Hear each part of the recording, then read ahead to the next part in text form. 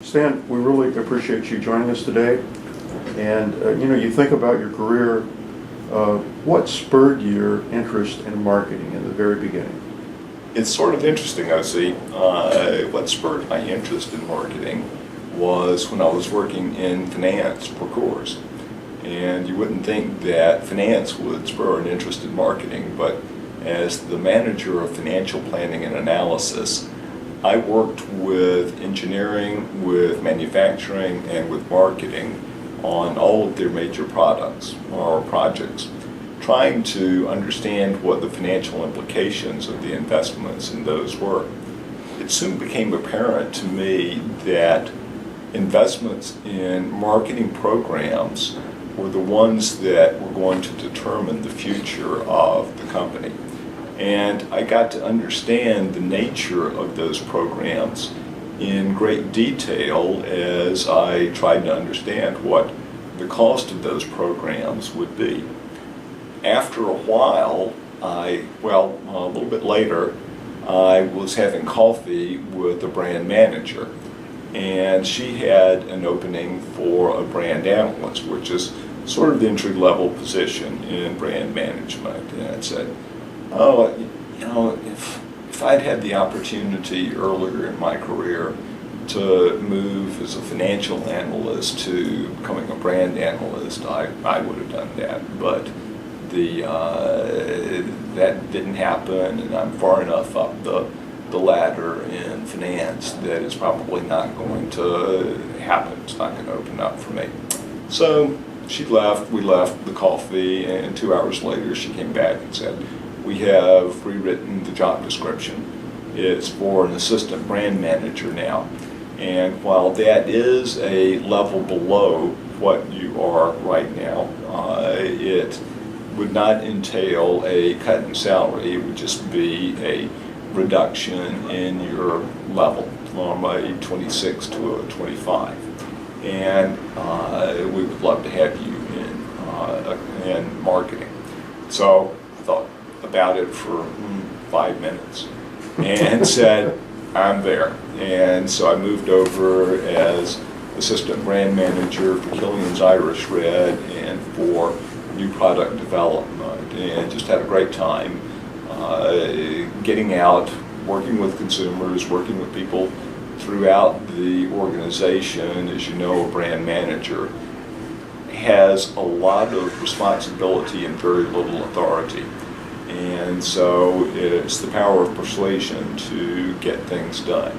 And I really enjoyed getting out and doing that, but also developing the plans, working with the advertising agency, and putting it all together and seeing sales of Killian rise and some of our new product concepts come to fruition and some not come to fruition, as is normal in the new product development process.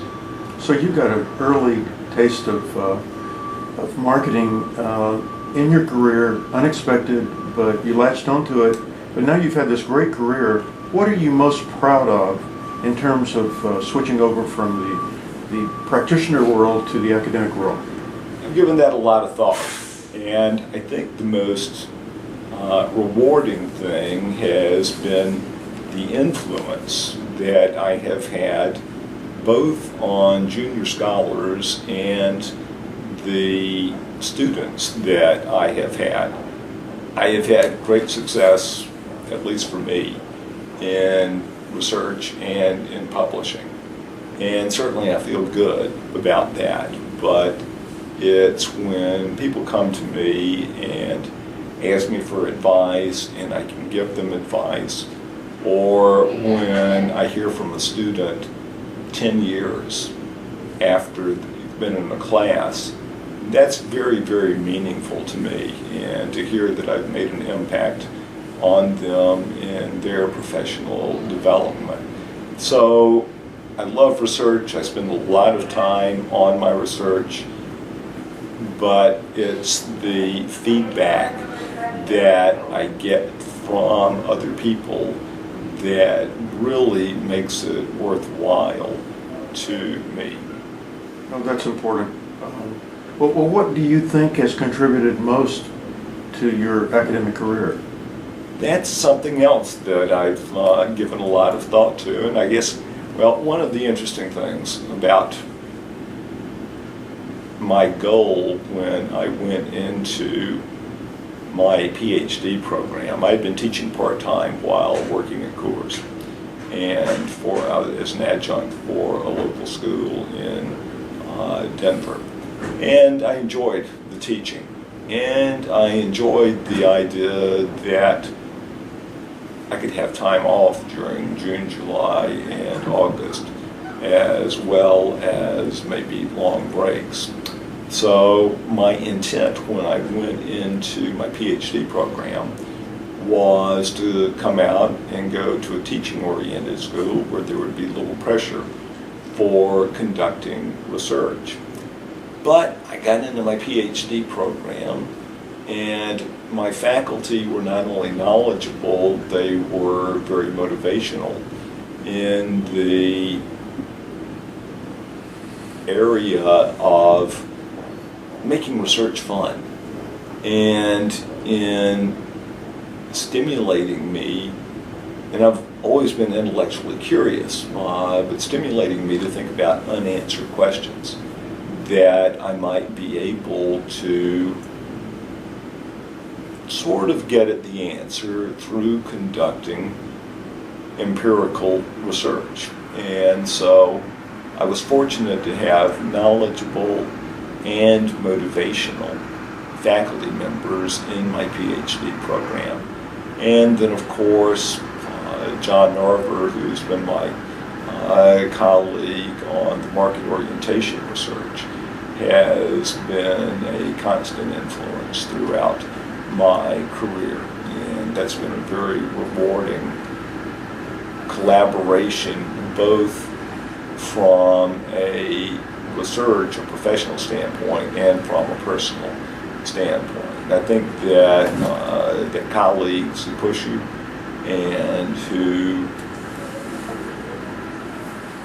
are rewarded by the interaction with me are very motivational. So it really comes down for me to relationships as the most important influence on my career. It's less self-driven than it is driven by my desire to work with fun and interesting people on fun and interesting projects. Speaking of relationships and working with people being important, what role has the Academy of Marketing Science played in your career development? Well, the Academy of Marketing Science, of course, when you talk about relationships, is a very important source of those relationships.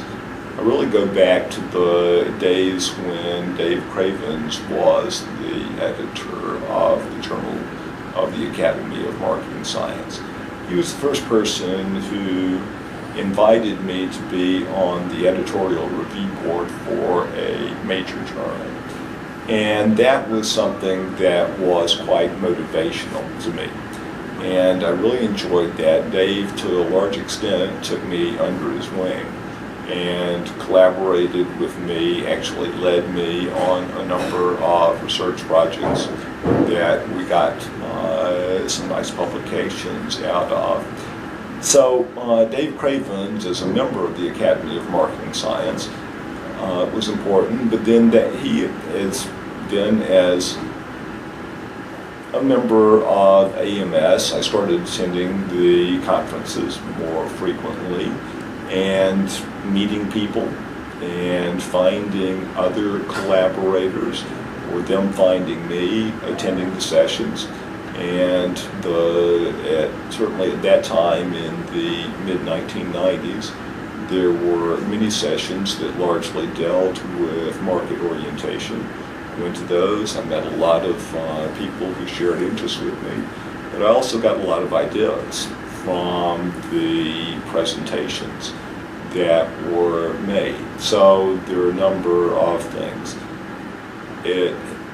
AMS has helped me professionally as a scholar, and I consider being a reviewer part of my role as a scholar.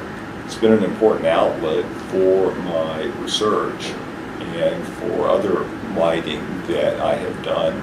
It's been an important source of contacts with people who share my interests.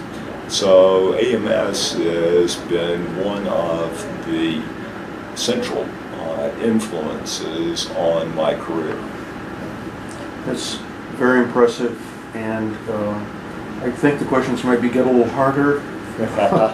Then I'll answer a different question. That's what professors do. See, you know that. Well,